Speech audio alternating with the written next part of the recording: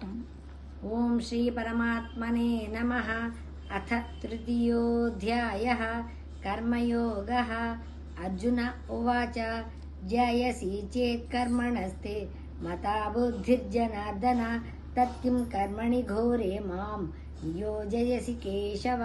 व्यामिश्रेणेव वाक्येन बुद्धिं मोहयसीव मे तदेकं वद निश्चित्य येन श्रेयोऽहमाप्नुयाम्।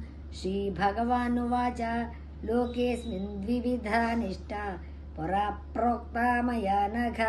ज्ञानयोगेन साङ्ख्यानां कर्मयोगेन योगिनां न कर्मणामनारम्भात् नैष्कर्म्यं पुरुषोऽश्नुते न च सन्न्यसनादेव सिद्धिं समधिगच्छति।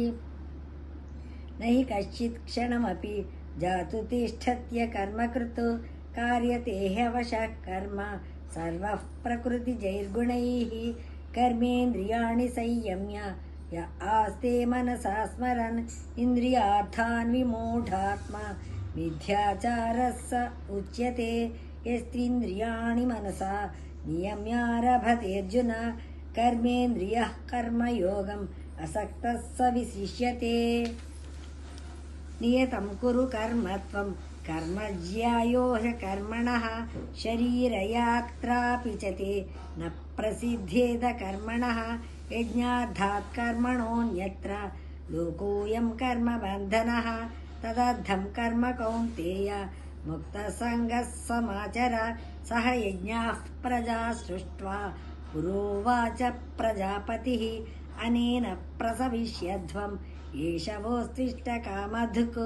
देवान् भावयतानेन ते देवा भावयन्तु वः परस्परं भावयन्तः श्रेयः परमवाप्स्यथ।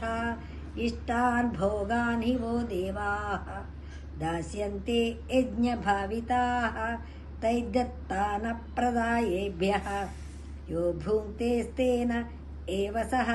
यज्ञशिष्टाश्यनः सन्तः मुच्यन्ते सर्वकिल्बिषैः भुञ्जते ते त्वघं पापाः ये पचन्त्यात्मकारणात्।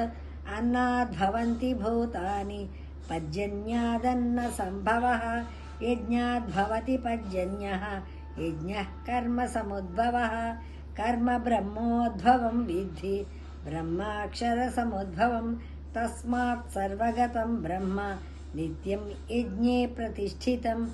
एवं प्रवर्तितं चक्रं नानुवर्तयते हयः अघायुरिन्द्रियारामः मोघं पार्थ स जीवति।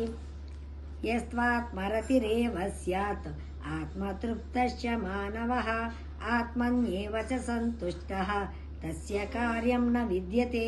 नैव तस्य कृते नार्धः नाकृते नेह कश्चन न चास्य सर्वभूतेषु कश्चिदर्थव्यपाश्रयः। तस्मादसक्तः सततं कार्यं कर्म समाचर। असक्तो ह्याचरन् कर्म परमाप्नोति पूरुषः। कर्मणैव हि संसिद्धिम् आस्थिता जनकादयः।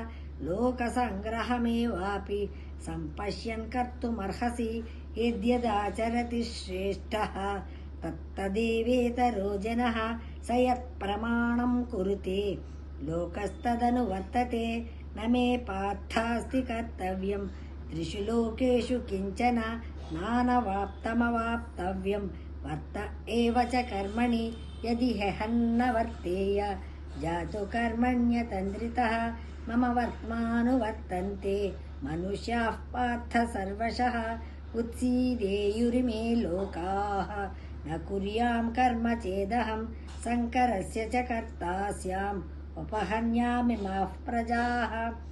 सक्ताः कर्मण्यविद्वांसः यथा कुर्वन्ति